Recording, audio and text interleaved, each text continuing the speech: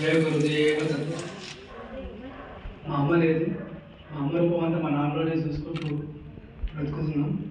మా అమ్మ నాన్నకి మా అమ్మ లేదు కనిపించదు అన్నా కూడా నేను మా అమ్మ క్షేమంగా ఉండాలని రోజు పూజ చేసుకుంటాను. ఆమె ఎక్కడున్నా కూడా ఆమె మంచిగా ఉండాలి, ఎటువంటి ఇబ్బందులు కావద్దు, ఆత్మరూపకంగా అయినా కూడా మంచిగా ఉండాలని భావించేవాళ్ళు. మా అమ్మ నాన్న ఇద్దరిని కూడా మా నాన్నలో చూసుకుంటూ మా నాన్నగారి పాదాలపైన నాకు నమస్కరిస్తూ, అట్లాగే గురువు గారిని పరిచయం చేయాలి. నేను అజ్ఞానంలో ఉన్న విషయం మీ అందరికీ చాలామందికి తెలుసు. నేను ఎట్లా ఉండేది, ఏం చేసేది, దేవుడు అంటే గిట్టక ఉన్నటువంటి రోజుల్లో గురువుగారు నాకు ఈరోజు ఈ స్థాయికి ఉండడానికి కారణము గురువుగారే. మీ అందరికీ తెలుసు, మీ అందరికీ ఎప్పుడు చెప్తూనే ఉంటాను వీరి గురించి. మా సభ్యులు ఇద్దరు కూడా ప్రభాకర్ శర్మ, సత్యనారాయణమూర్తి, వాళ్ళ ఇంట్లో ఉపనయనం జరిగితే అప్పుడప్పుడు శ్వేతార్క గణపతి అని స్వామివారు అర్పిస్తూ ఉంటే అర్థం కాకపోయేది. శ్వేతమూర్తి అర్ఘము అని అర్థం కాకపోయేది. అప్పుడు మా తోడలు ఇద్దరు కలిసి గురువుగారి దగ్గర తీసుకువెళ్ళి అక్కడ దాని గురించి చెప్తే గురువుగారు నాలో ఉన్నటువంటి అజ్ఞానాన్నంతా తొలగింపచేసి నాకు జ్ఞానోదయం కలిగించేట్టుగా చాలా విషయాలు ఆ రోజు నాతో చెప్పడం జరిగింది. ఆయన చెప్పిన పద్ధతి, ఆ రూట్ ఏదైతే ఉందో దాన్ని వెళ్ళడం వల్లనే ఈరోజు ఇంతమందికి సేవలు చేయగలుగుతుంది. గురువుగారు నాకు మొదటి పెట్టు. ఆ రోజున శ్వేతార్క గణపతి అంటే తెచ్చుకొని ఆయన నేను కూడా ఇంట్లో పెట్టుకొని పూజ చేస్తున్నా, ఇది తెచ్చుకో అని చెప్పినాడు.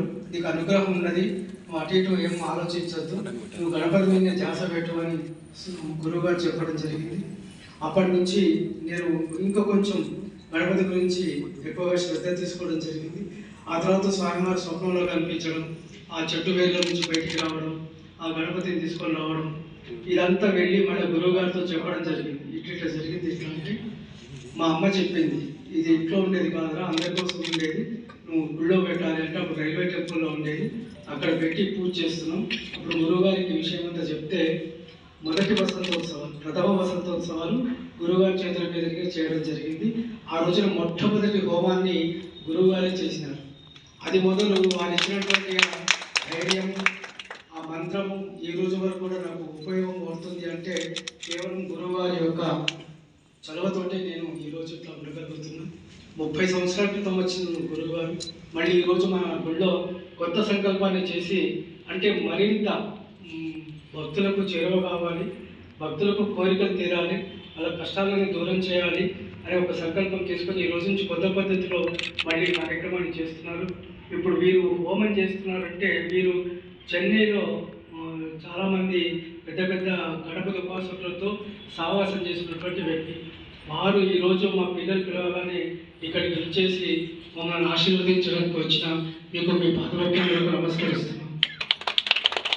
అలాగే మీకు చాలాసార్లు చెప్తాను, నా 2 కళ్ళు నా పుత్రుడు అయ్యి, నా కొడుకులు ఇద్దరు 2 కళ్ళు, ఆ కళ్ళని కాపాడే, గుడ్లను కాపాడే కంటి రెప్పలు మా కోడళ్ళు. ఈరోజు నేను అనారోగ్యంతో బాధపడుతున్నా అంటే ప్రతి అడుగు వెంట ఉండి అసలు ధర్మపత్ని అంటే ఇట్లుంటుందా అనిపించేట్టుగా నాకు ఎన్నో సేవలు చేస్తున్నది. అటువంటి జీవనం కొనసాగుతూ ఒక 4 సార్లు పోయొచ్చు, అక్కడ వేరే మళ్ళీ వచ్చి అంటే మీ అందరి బలం సమ్మక్క పోయొచ్చారు, కోడలు కట్టించారు, ఏదో రకరకాలుగా చేసింది. అట్లా బతికించడం వల్ల బతుకుతున్నా. ఇంకా ఎన్ని రోజులో తెలియదు, అయినప్పటికీ కూడా ఇంకా గురువుగారి ఆజ్ఞతోటి ఇంకా ముందుకు వెళ్ళాలనే ధైర్యం నేను మా సాయి ఒక మ్యాటర్ పెట్టింది. అది చూసినాక నాకు 1 గంట సేపు నిద్రపట్టు. ఎందుకంటే అందులో అంత ప్రేమ, గౌరవం, భక్తి ఉన్నదని నాకు తెలియదు, అంత బాగా పెట్టాను. మా రాధాకృష్ణ అక్టోబర్ నుంచి ప్లాన్ చేస్తున్నాడు, ఇది 3 రోజుల కార్యక్రమం చేయాలి. స్వామివారు ఇప్పుడే అవుతుందని చెప్పడం వల్ల అయిపోయింది.